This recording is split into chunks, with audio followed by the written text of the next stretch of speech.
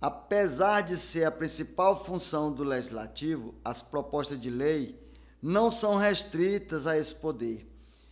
Qualquer cidadão pode propor leis federais, estaduais e municipais por meio de iniciativa popular. Ou seja, gente, e nós podemos também derrubar, né? Algumas leis. Derrubar, assim, diretamente não, Radimarco, mas pode ter modificar. o movimento demonstrando a insatisfação com algumas leis. Pelas leis. Aí cabe ao legislativo a sensibilidade de entender a insatisfação da sociedade, Sim. entendendo eles como representante eleito pela sociedade para lhes representar e aí tratar dessa questão. Né? Se uma lei ela está trazendo insatisfação à sociedade, é claro que precisa o Poder Legislativo dar atenção a isso. Por quê? Porque nós é que elegemos. Somos os eleitores, né? E é a sociedade que também a maioria, Radimar, termina que a maioria das leis, elas são remanescentes da demanda, da necessidade popular. Sim. Ela termina que é isso. Quando um deputado, um parlamentar apresenta uma lei, é claro que alguém já houve o interesse de uma categoria da sociedade, de pessoas, alguém chamou a atenção quanto àquilo, quanto àquela necessidade. Então, uma grande parte delas tem esse cunho. Né?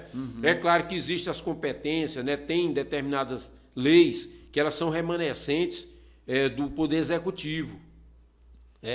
As leis relacionadas também, relacionada por exemplo, que vai ter impacto no orçamento, que demanda recurso. Uma lei que é criada do Poder Executivo. As leis relacionadas também, relacionada por exemplo, que vai ter impacto no orçamento, que demanda recurso. Uma lei que é criada com o propósito de uma obra, de uma edificação. Beneficiar alguém, uma empresa, alguém.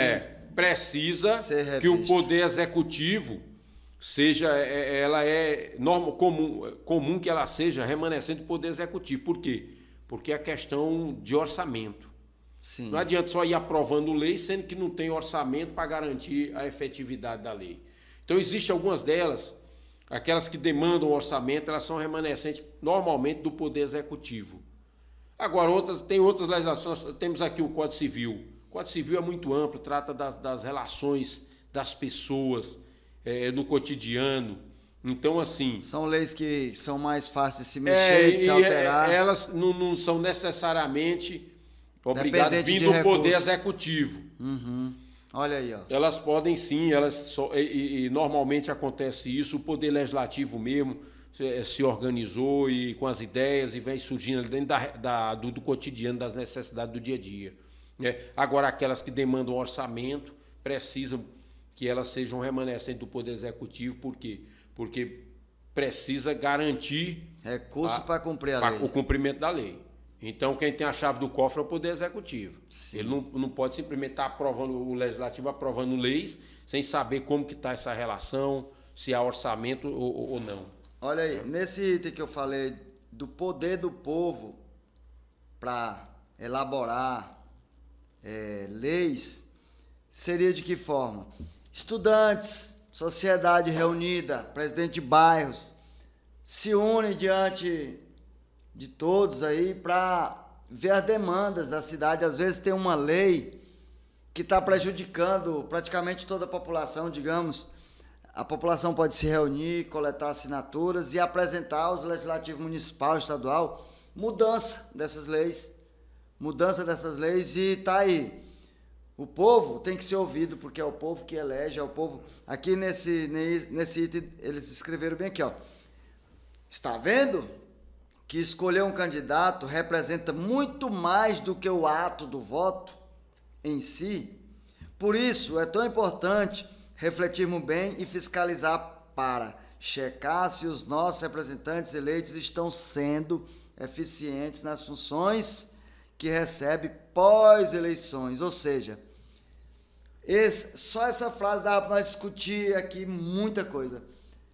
As pessoas, às vezes, Muitos aí não têm mais fé em político e não sentem, não percebem o valor do voto. E o voto, ele reflete em quem? Principalmente na vida dos mais fracos, dos mais necessitados. A desigualdade social, ela afeta quem? Os mais carentes. E o voto reflete em quê?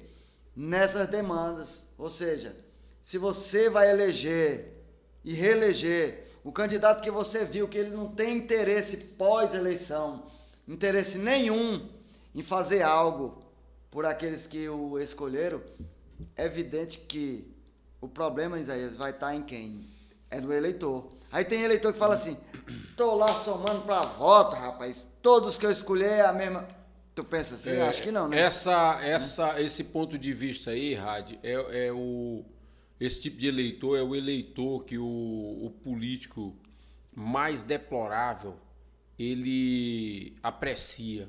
Sim. Por quê? Porque ele é o cara que ele vai votar, às vezes influenciado por alguma coisa, e ele não está nem aí.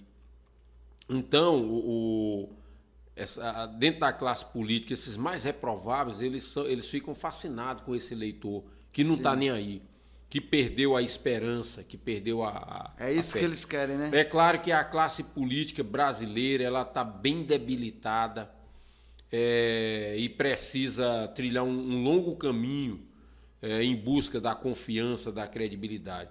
Nós precisamos entender, Rádio, que muitas vezes não é o fato de ter obras, de ter serviço, que significa que a administração é de boa qualidade e confiável.